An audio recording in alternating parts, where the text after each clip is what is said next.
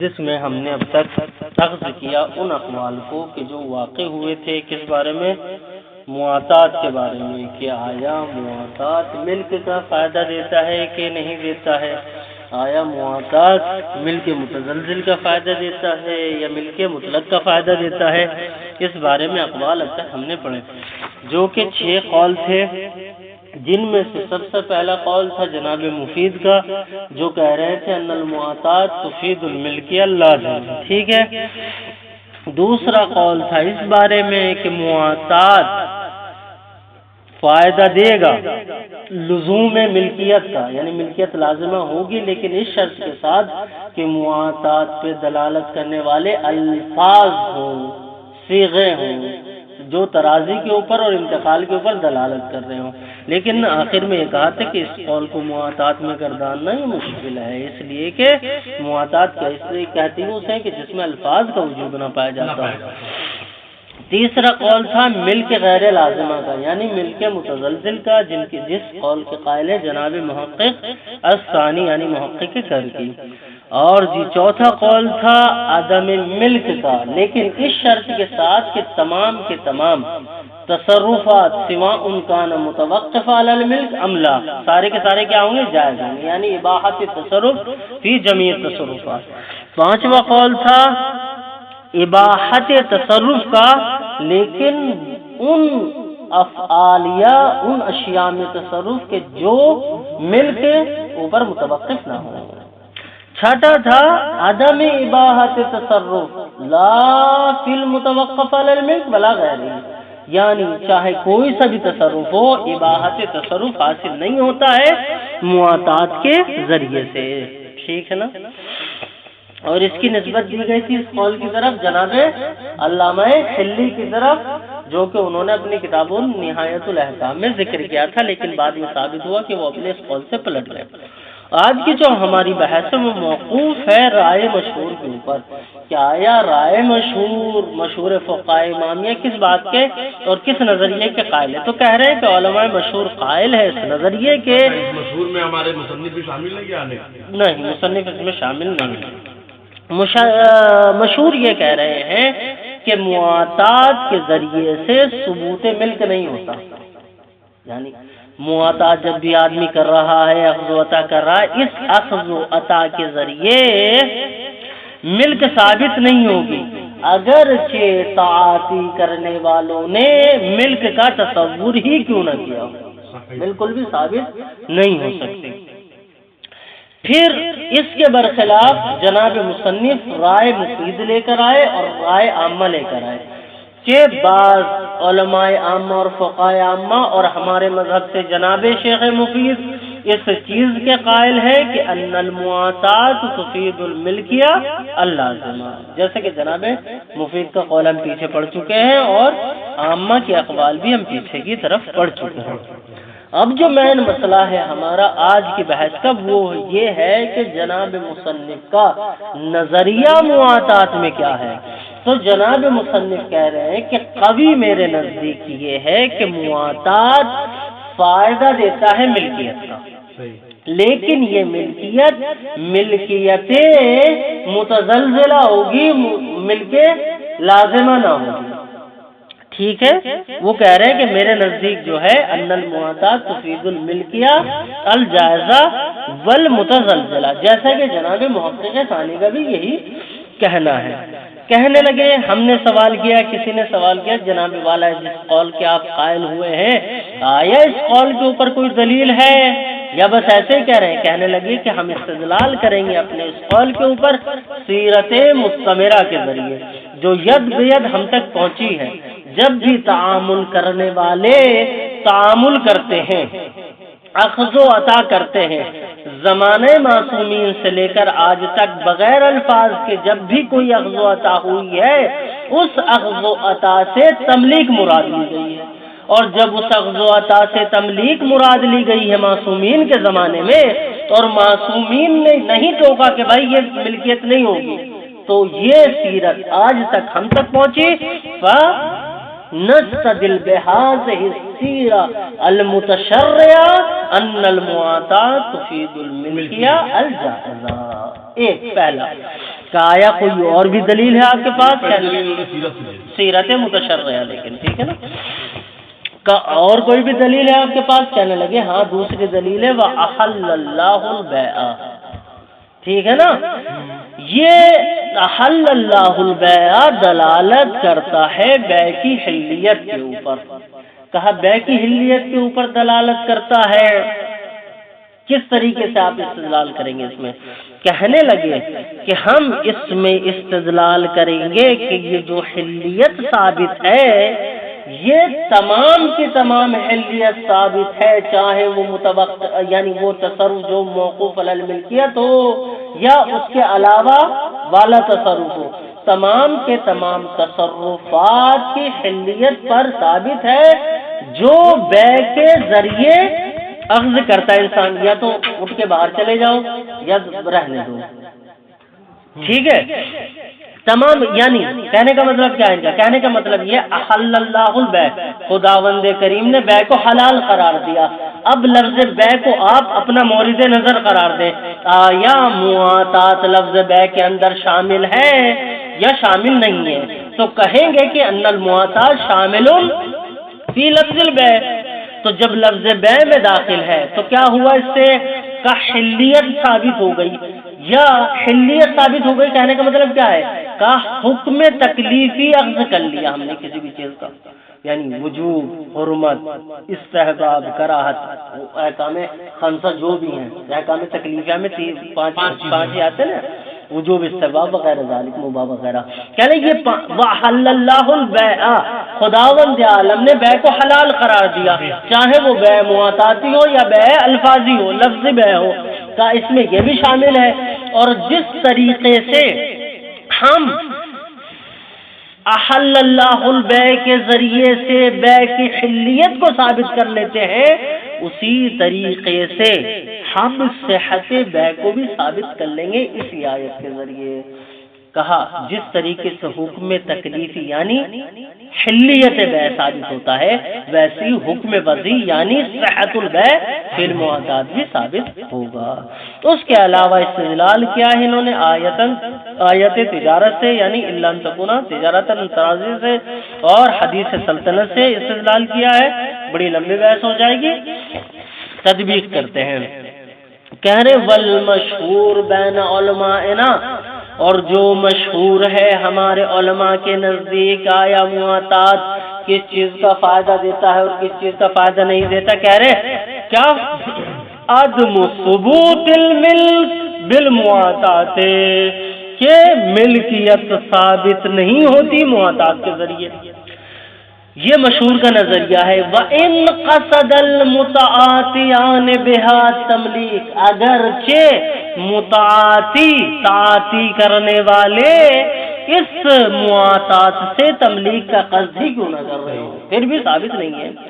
بل جناب مصنف ترقی کر رہے ہیں اس سے آگے، بل لم نجد قائلا به الى زمان المحقق الثانی، ہم ملکیت کے جائز ہونے پر یعنی مواطات کے ذریعے ملکیت کے ثابت ہونے پر اس چیز کو ہم نے نہیں پایا کہ کوئی بھی علماء میں سے اس چیز کا قائل ہو. کہاں تک نہیں پایا؟ الى زمان المحقق الثانی، محقق ثانی کے زمانے تک کسی نے بھی اس قول کا دعویٰ نہیں کیا تھا. الذی قال بہ، کہ جنہوں نے سب سے پہلی مرتبہ کہا ان المواطات تفید الملک الجائزہ والمتزلزلہ. ان سے پہلے ان کے زمانے میں کسی نے کچھ کہا نہیں ہے. ان کے زمانے سے سب سے پہلے قائل مواطات کے ذریعے ملکیت کے جناب محقق ہے. ولم یختصر علی ذلک، جناب محقق ثانی نے صرف یہی کہہ کر صبر نہ کیا بلکہ اس سے آگے بڑھے. کیا کیا انہوں نے؟ حتی نسبہ یعنی حتی نسب ھذا القول الی الاصحاب، تمام کے تمام افراد کی طرف، تمام کے تمام فقہاء امامیہ کی طرف اس قول کی نسبت دے دی انہوں نے. صرف یہی نہیں کہ خود قائل ہو گئے اور خاموش ہو گئے، کہا نہیں بلکہ سب کی طرف اس کی نسبت دے دی. نعم، کہہ رہے اچھا ان کے ذہن میں یہ گمان، یہ ظن، یہ یقین یا علم یقینی کوئی بھی فرض کر لے، یہ آیا کہاں سے انہیں ایسا سمجھ میں آیا کہ مواطات مل کے متزلزل کا فائدہ دیتا ہے؟ یہ سمجھے کہاں سے؟ وہ مورد کیا ہے؟ تو بتا رہے نعم ہاں ربما یوہمہ ہاں محقق ثانی ربما یوہمہ ظاہر عبارت التحریر ممکن ہے کہ جناب محقق ثانی کو وہم گمان ہوا ہو کتاب تحریر کی ظاہری عبارت سے یا عبارت کے ظاہر سے انہیں یہ وہم گمان ہو. یہاں پہ جو عبارت تحریر ہے بعض مدرسین کہتے ہیں یہ جو عبارت تحریر ہے یہ مناسب نہیں ہے بلکہ کتاب سرائر کی عبارت ہے یعنی عبارت السرائر للابن ادریس. بعض کا کہنا یہ ہے لیکن جب نسخوں میں دیکھا گیا بعض شروحات والوں نے بھی ابن ادریس کو لکھا یعنی فی السرائر لکھا ہے لیکن اکثر متن میں یہی لکھی ہوئی تحریر ہے تو اسی کے اوپر بھروسہ کرتے ہوئے چلتے ہیں. عبارت تحریر کے ظواہر سے انہیں وہم و گمان ہوا. کس طریقے سے وہم و گمان ہوا؟ حیث کے ذریعے لفظ بیان کریں. حیث قال فی ہے کہ تحریر میں یہ کہا گیا کیا الاقوا ان المواتات غیر لازمۃ. قول اقوا یہ ہے کہ مواتات لازم نہیں ہوتا ہے. ٹھیک ہے نا لازم نہیں ہوتا ہے. بل کل منہما فسخ المعاوضۃ ما دامت العین باقیہ بلکہ اخذ و عطا کرنے والوں میں سے ہر ایک کے لیے ہے کیا معاوضے کا فسخ کر دینا جب تک کہ عین باقی ہو. دونوں کے لیے حق ثابت ہے. تو انہیں کہاں سے وہم ہوا الاقوا ان المواتات غیر لازمہ. مواتات غیر لازمہ ہے یعنی لازم نہیں ہے یعنی متزلزلہ ہے. ٹھیک ہے نا یہاں سے انہوں نے استفادہ کیا ہو شاید. ٹھیک ہے نا یہ بالکل یقینی مسئلہ نہیں ہے. فَإِن تَلَفَتْ اور اس میں تحریر میں آگے کیا کہا انہوں نے کہا فَإِن تَلَفَتِ الْعَيْنُ لَازِمَتْ اگر عین تلف ہو جائے تو یہ معاملہ لازم ہو جائے گا یہ معاوضہ لازم ہو جائے گا. منتہل کلام فی التحریر. اب آ جائے ولذا بس یہی وجہ بنی نسب ذالک الیہ فی المسالک یہی وجہ بنی کہ اس قول کی نسبت دی گئی ہے قول بالملک کی کتاب مسالک میں شہید ثانی میں. لیکن قولہ بعد ذالک لیکن صاحب تحریر کا قول اس قول کے بعد جہاں انتہا سے پہلے والا قول یعنی ما دامت العین باقیہ فإن تلفت لازمۃ. ٹھیک ہے نا یہاں تک. اس کے بعد انہوں نے کیا کہا ولا یحرم علی کل منہما الانتفاع بما قبضہ کہ حرام نہیں ہے ان دونوں میں سے کسی کے بھی اوپر انتفاع کرنا اس شے سے جو معاطات کے ذریعے حاصل ہوئی ہے.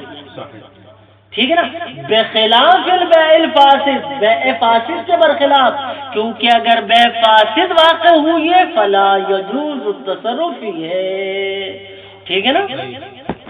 اب کہنا کیا چاہ رہے ہیں کہنا یہ چاہ رہے ہیں ظاہر فی ان مرادہ اس میں ظاہر کیا ہوتا ہے کہ ان کی مراد کیا ہے مجرد الانتفاع. صاحب تحریر یہ کہنا چاہ رہے تھے کہ معاطات فائدہ دیتا ہے مجرد انتفاع کا لیکن انہوں نے اپنے کلام میں یہ لفظ استعمال کیا ان المعاطات غیر لازمہ معاطات غیر لازمہ ہے. فثبت انہا انتفاع پھر کس زاویے سے کہہ رہے ہیں ابھی بتا رہے فثبت جیسے انہوں نے کہا ان المعاطات غیر لازمہ معاطات غیر لازمہ ہے. جناب محقق نے اس کو پکڑ لیا اور کہہ دیا جب غیر لازمہ معنی یہ ہے کہ یہ کیا ہے متزلزلہ ہے.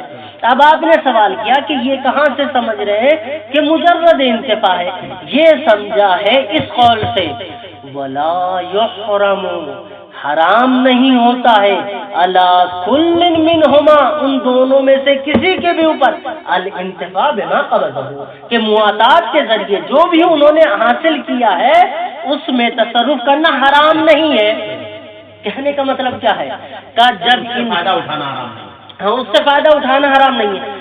اگر یہ کہہ رہے ہیں کہ اس سے فائدہ اٹھانا حرام نہیں ہے تو گویا صاحب تحریر یہ کہہ رہے ہیں کہ یہ اس میں ملکیت نہیں پائی جاتی ہے، بس اباحت تصرف ہے، جبکہ پہلے والے قول سے غیر لازمہ سے محقق نے یہ سمجھ لیا ہے کہ مل کے متزلزل پائی جا رہی ہے، اور جناب صاحب تحریر یہ کہنا چاہ رہے ہیں کہ بھائی مجرد عبادت تصرف دینا چاہ رہے ہیں مسئلہ انشاءاللہ اسلام لحاظ العبارت بعد الحکم بالملک، اگر وہ اس لفظ سے ان المعتاد غیر لازمہ اس سے ملکیت کا قصد کر رہے ہوتے تو اس عبارت کا کوئی بھی معنی نہیں رہ جاتا ملک کا حکم لگانے کے بعد کہ وہ یہ کہیں ولا یحرم علی کل منہما الانتفاع بما قبض، اس عبارت کا کوئی مفہوم نہیں رہ جاتا۔ یہ عبارت کہنا دلالت کرتا ہے کہ مراد ان کی مجرد انتفاع ہے نہ کہ ملکیت ہے، ٹھیک۔ وَأَمَّا قَوْلُهُ یعنی قول صاحب التحریر والاقوا، انہوں نے جو کہا تھا الاقوا ان المعتاد غیر لازمہ، ٹھیک ہے نا۔ وَأَمَّا قَوْلُ صاحب التحریر والاقوا فَهُوَ إِشَارَةٌ إِلَى خِلَافِ الْمُفِيدِ، وہ یہاں سے اشارہ کرنا چاہ رہے ہیں جناب مفید کے برخلاف، والعامہ اور عامہ کے برخلاف۔ یہ دونوں کیسے ہیں؟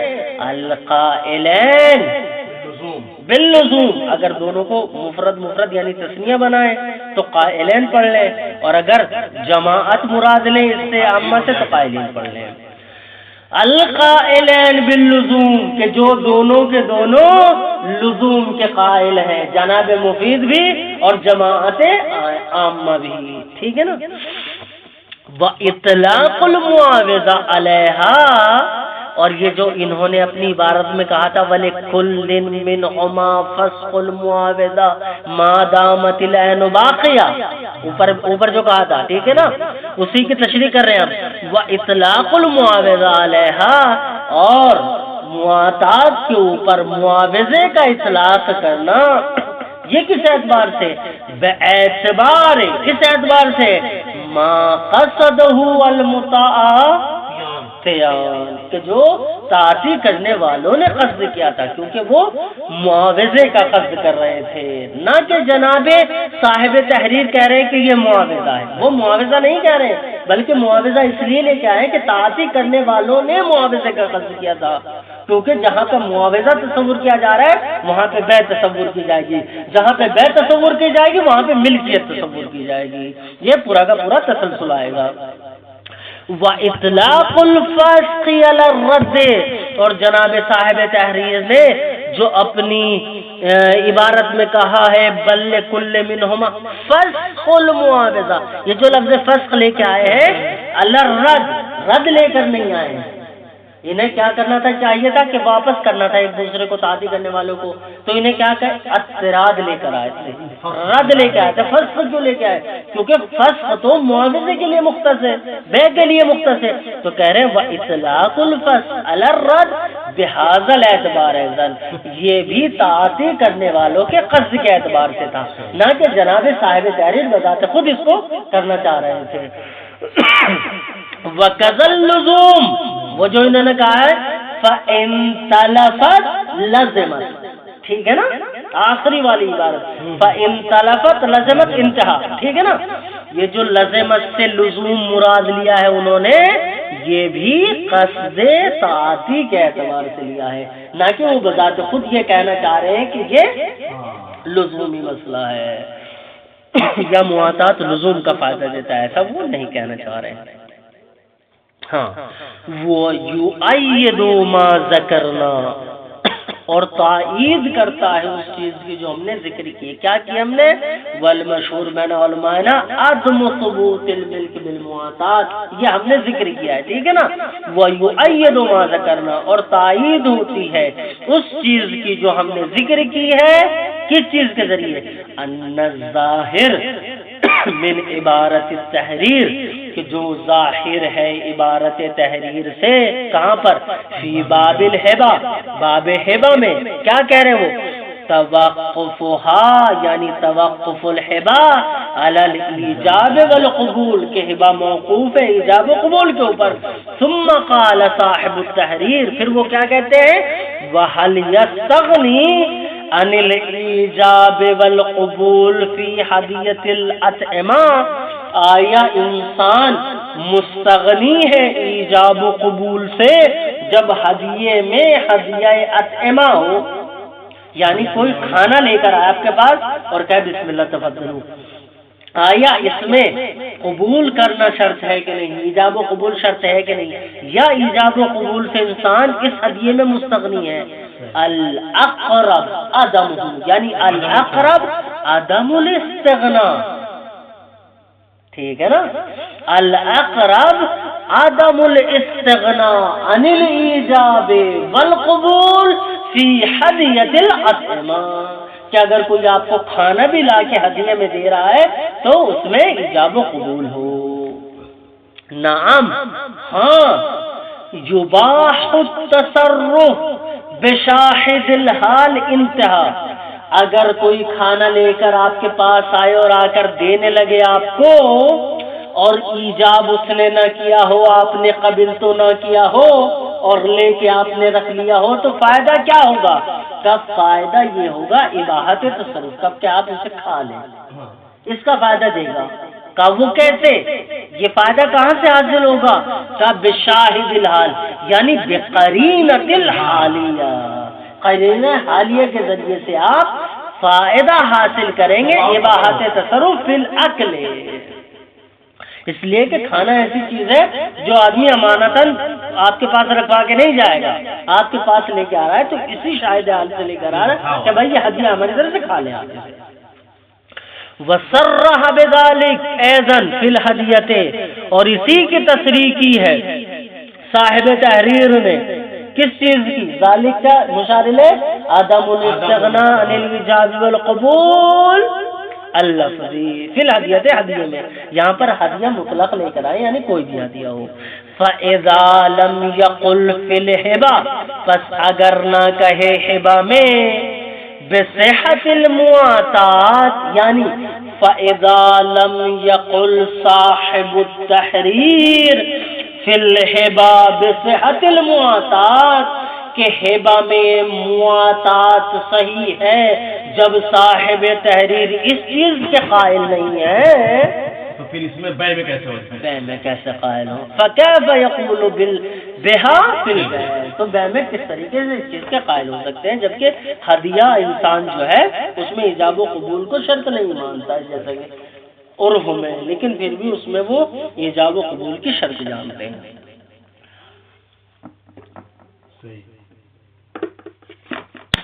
والاقوى حصول الملک، ہاں، وذهب جماعت، اور ایک جماعت گئی ہے، تبعا للمحقق الثانی، جناب محقق ثانی کی تبعیت کرتے ہوئے، الى حصول الملک بالمعاطات. اور مصنف کیا کہہ رہے ہیں؟ وانا منہم، ٹھیک ہے نا، کہ میں بھی اسی جماعت میں سے ایک فرد ہوں. وذهب جماعت، ایک جماعت گئی ہے اس نظریے کی طرف، تبع للمحقق ثانی، محقق ثانی کی تربیت کرتے ہوئے، الى حصول الملک، حصول ملک کی طرف. ولا يخلو عن قوت، اور یہ ذهاب جماعت محقق ثانی کی طرف اور ان کا کہنا کہ حصول ملک ہوگا معاطات کے ذریعے، لا يخلو عن قوت، یعنی انا منهم ايضا، کہ میں بھی انہی افراد میں سے ایک فرد ہوں جو معاطات کے ذریعے سے ملک کے قائل ہے. ٹھیک، کیوں؟ دلیل کیا ہے جناب مصنفات کے ذہاب کی ان کی طرف کا؟ الدلیل الاول ہی سیرت المستمرہ، یہاں پہ سیرت مستمرہ سے مراد سیرت متشرعہ ہے، ٹھیک ہے نا، سیرت عقلائیہ نہیں. هي سیرت المستمرہ علی معاملۃ الماخوذ بالمعاطات، معاملۃ الملک فی التصرف فی ہے، کہ سیرت مستمرہ ید بید الی جیل من جیل الی جیل وصلت الینا، کہ یہ سیرت ہم تک پہنچی ہے کس اعتبار سے پہنچی ہے؟ علی معاملۃ الماخوذ، کہ وہ معاملہ جو اخذ کیا گیا ہے بالمعاطات، معاطات کے ذریعے. کون سا معاملہ ہے یہ؟ معاملۃ الملک فی التصرف فی ہے، کہ اس معاملے میں معاملہ تصرف ہوتا ہے. ٹھیک ہے نا؟ یعنی فی ہے میں جو ہی کی ضمیر ہے نا، فی التصرف فی الماخوذ، کہ جو چیز آپ ماخوذ کر رہے ہیں معاطات کے ذریعے، جو چیز لے رہے ہیں اس میں کون سی معاملۃ الملک ہوتا ہے. معاملہ ملک کیا؟ الملک فی التصرف، آپ تصرف کرنے کے اوپر مالک ہے، جس طریقے سے کا تصرف آپ کرنا چاہے کر سکتے ہیں. ٹھیک. بالعتق آپ چاہے تو آزاد کر سکتے ہیں، والبیع آپ چاہے تو اس چیز کو بیچ سکتے ہیں، والوتی آپ چاہے تو وتی کر سکتے ہیں، والعیسا آپ چاہے تو وصیت کر سکتے ہیں، وتوریث آپ چاہے تو اسے ورثے میں دے سکتے ہیں. یہ جتنے کے جتنے مورد جناب مصنف نے بیان کیے سارے کون سے مورد ہیں؟ ما یتوقف علی الملک، یہ سارے کے سارے متوقف علی الملک ہے. اگر معاطات کے ذریعے ملک حاصل نہ ہوتی، نہ عتق صحیح ہوتا، نہ بے صحیح ہوتی، نہ وتی صحیح ہوتی، نہ عیسا، نہ توریث، ان معاملے میں سے کوئی سے بھی معاملہ صحیح نہ ہوتا. وغیر ذلک من آثار الملک، یا اس کے علاوہ جو بھی آثار ملک میں سے آپ تصور کر سکتے، تصور کرتے چلے جائیں. کا ایک تو دلیل ہم نے سیرت مستمرہ سے دی، دوسری دلیل دیں گے ہم آیت قرآنی کے ذریعے، جو ہماری پہلے دلیل کے لیے ید جملہ کا کام کرے گی. وہ کیسے کہہ رہے ہیں؟ وَيَدُلُّ عَلَيْهِ أَيْضًا عموم قوله تعالی، اور اس کے اوپر یعنی ملک کے حصول کے اوپر دلالت کرتا ہے، دلالت کرتی ہے قرآن مجید کی آیت بھی یا خدا کا قول بھی. کیا؟ وَأَحَلَّ اللَّهُ الْبَيْعَ، کہ خدا بند کریم نے آپ کے لیے بیع کو حلال قرار دیا. کس ناحیت سے؟ حیثو انہو یدلو، یعنی ان قول اللہ سبحانہ وتعالی یدلو علی حلیت جمیع التصرفات، کہ حلال قرار دیتا ہے تمام کے تمام تصرفات کو، المترتبۃ علی البیع المعاطاتی، جو بیع معاطاتی کے اوپر مرتب ہو رہے ہیں. بل قد یقال، بلکہ ممکن ہے کہ یہ بھی کہا جا سکے بأن الآیۃ دالۃ عرفا بالمطابقۃ علی صحۃ البیع، کہ یہ بھی کہا جا سکتا ہے کہ آیت جو ہے وہ دلالت کر رہی ہے عرف مطابقی سے، یعنی دلالت مطابقی سے کس چیز کے اوپر؟ علی صحۃ البیع، کہ بیع صحیح ہے، بیع صحیح ہے. صحت بیع کی کون سا حکم ہے؟ یہ حکم وضعی ہے. صحت البیع یعنی حکم وضعی ثابت ہوتا ہے اس سے. لا مجرد الحکم تکلیفی، کا حکم تکلیفی تو پہلے سے ثابت ہے، حلیت، اس میں تو بحث کرنے کی ضرورت ہی نہیں ہے.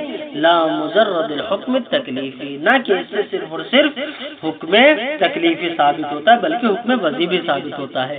لیکنہ محل تعاملین، لیکن کیا چیز محل تعامل ہے؟ ولیکن اثبات الحکم الشرعی بہذہ الآیت الشریفہ محل تعامل، حکم وضعی کا ثابت کرنا اس آیت کے ذریعے یہ محل تعامل ہے. ہاں. وَأَمَّا مَنْعُ صِدْقِ الْبَيْعِ عَلَيْهِ عُرْفًا فَمُقَابِرَةٌ، اب اگر کوئی کہے کہ معاطات کے اوپر صدق بیع نہیں ہوتا ہے، فَمُقَابِرَةٌ، تو یہ مقابرہ ہے. مقابرہ ہے مطلب کیا ہے؟ کہ یہ اناد ظاہری، یعنی سامنے والا بالکل سچ بات کو جھوٹ کرنے پہ تلا ہوا ہے کیونکہ وہ اناد پہ اترا ہوا ہے. ہاں. وَأَمَّا مَنْعُ صِدْقُ الْبَيْعِ، لیکن صدق بیع کو منع کرنا علیہ یعنی علی الماخوذ بالمعاطات، فَمُقَابِرَةٌ، فَهَذَا اناد ظاہری، اناد ظاہری ہے. وَأَمَّا دَعْوَى الْإِجْمَاعِ فِي كَلَامِ بَعْضِهِمْ، لیکن اگر کوئی کہے کہ تمام کے تمام علماء اور فقہا کا اجماع ہے، اس بارے میں ہم کیا کہیں گے؟ اما داول اجماع فی کلام بعضہم، لیکن بعض علماء کا اجماع کرنے نا اس بات کے اوپر، کس بات کے اوپر؟ الا عدم کون المعاطات بیعن، کہ معاطات سرے سے بے ہی نہیں ہے، کہ ابن زہرہ فی الغنیہ، جیسا کہ ابن زہرہ نے اپنی کتاب غنیہ میں یہی کہا ہے کہ ان المعاطات لیس بیعن صحیحا، انہوں نے یہ کہہ دیا فمرادہم بالبیع، تو ان کی مراد اس اجماع میں، یا ابن زہرہ کی مراد اپنی کتاب غنیہ میں اجماع کا دعویٰ کرتے ہوئے لفظ ویسے کیا ہے؟ هو یحییٰ المعاملۃ اللازمہ، کہ وہ منع کر رہے معاملے لازمہ کا، نہ کہ معاملہ غیر لازمہ کا۔ اور جناب محقق اور ایک جماعت اور انا دالۃ علی معاملۃ الغیر اللازمہ، ٹھیک ہے نا؟ التی ہے عہد العقود، جو عقود میں سے ایک عقد ہے، یعنی معاملہ لازمہ جو عقود میں سے ایک عقد ہے۔ ولذا، پس اسی وجہ سے، کس وجہ سے؟ لأجل ان المراد من المعاملہ من لفظ البیع هو المعاملہ اللازمہ، ولذا صرحا فی الغنیہ، اسی وجہ سے تصریح کی ہے جناب ابن زہرہ نے اپنی کتاب غنیہ میں بکون الایجاب والقبول من شرائط صحت البیع، کہ ایجاب و قبول کا وجودی ہونا کس میں سے؟ من شرائط صحت البیع، بیع کے صحیح ہونے کے شرائط میں سے ہے، نہ کہ وہ بیع میں سے ہے۔ صحت بیع کے لیے ایجاب و قبول شرط ہے۔ ودعویٰ ان البیع الفاسد عندهم لیس بیعان، اب اگر کوئی یہ دعویٰ کرے کہ بیع فاسد علماء اور فقہا کے نزدیک بیع نہیں ہے، قد عرفت الحال فیہا، تو آپ اس کا حال اچھے سے جان چکے ہیں۔ کیا حال جان چکے ہیں؟ کہ ان سیرت یعنی کوئی کہے کہ جیسے ہی ابن زہرہ نے کہا تھا کہ صحت بیع کے لیے ایجاب و قبول کا ہونا شرط ہے، اب ہر وہ بیع کہ جس میں ایجاب و قبول نہیں ہے لیس بیع، وہ بیع نہیں ہے۔ اگر کوئی یہ دعویٰ کرے تو ہم کہیں گے کہ جناب والا سیرت مستمرہ المتشرعہ، یہ ثابت ہے اس چیز کی صحت کے اوپر، احل اللہ البیع، ثابت ہے اس چیز کی صحت کے اوپر، ٹھیک ہے نا؟ وَمِمَّا ذُكِرَ، اور جو چیز آپ کے سامنے ذکر کی گئی ہے،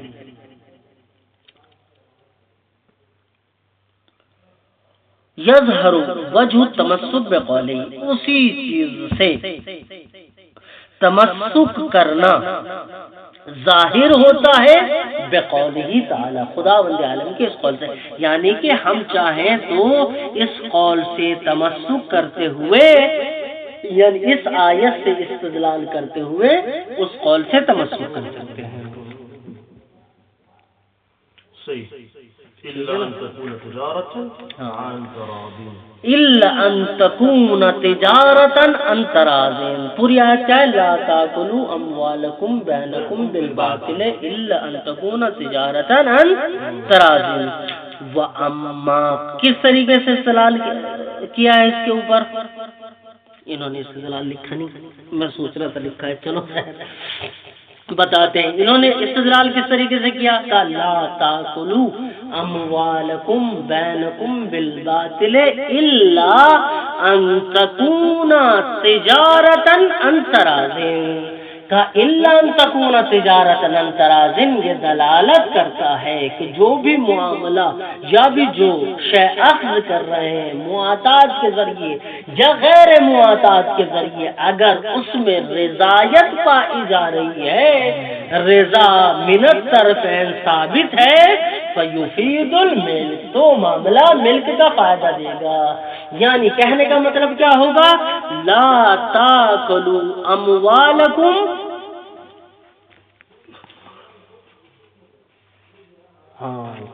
کہہ رہے لا تاکلوا اموالکم بینکم بالباطل الا ان تکون تجارتا عن تراض کا عبارت کا مفہوم آیت کا مفہوم کیسے نکلے گا؟ آیت کا مفہوم ہوگا لا تتملکوا اموالکم بینکم بالباطل الا ان تکون تجارتا عن تراض کہ آپ دوسرے کے اموال کے مالک نہ بنو الا ان تکون تجارتا عن تراض، اگر رضایت ثابت ہے تو مالک بن جاؤ۔ یہاں پہ جو ہمارے اردو کے اساتذہ ہیں انہوں نے اس کا جو مفہوم نکالا ہے وہ اس طریقے سے نکالا ہے، انہوں نے کیا کہا، یعنی مفہوم پہلے لا تاکلوا اموالکم بینکم بالباطل، لا تاکلوا سے مراد انہوں نے کہا لا تتملکوا، ٹھیک ہے نا، جو استاد عرب ہیں وہ کہتے ہیں لا تتملکوا، ٹھیک ہے۔ ہمارے اردو کے اساتذہ کیا کہتے ہیں؟ اردو کے اساتذہ مفہوم نکالتے ہیں لا تاکلوا یعنی لا تتصرف، آپ اس میں صرف نہ کرو، یعنی تصرف نہ کرو، یعنی اس سے مراد لا تاکلوا سے مراد صرف کھانا پینا نہیں، کسی بھی جہت کا تصرف ہو۔ لیکن جو عبارت علماء عربی اور اساتذہ عربی لے کر آئے ہیں وہ زیادہ مناسبت رکھتی ہے ہماری بحث سے۔ کیوں؟ اس لیے کہ یہاں پر کھانے کی اور صرف تصرف کا مسئلہ نہیں ہے، معاملے میں ساری دنیا کہہ رہی ہے باحت تصرف۔ اگر آپ یہ کہہ رہے ہیں لا تتصرفوا اموالکم بینکم بالباطل الا ان تکون تجارتا عن تراض کا تصرف کا حق تو ہر عالم دے رہا ہے، ہر فاضل دے رہا ہے، مطلب مسئلہ کیا ہے؟ مسئلہ ہے ملکیت میں، تملیک میں، اس لیے علماء عرب نے کہا لا تتملکوا، تو لا تتملکوا بہتر ہے لا تتصرفوا سے۔ وَأَمَّا قَوْلُهُ صلی اللہ علیہ وآلہ وسلم النَّاسُ مُسَلَّطُونَ عَلَىٰ أَمْوَالِهِمْ کہ تمام کے تمام لوگ مسلط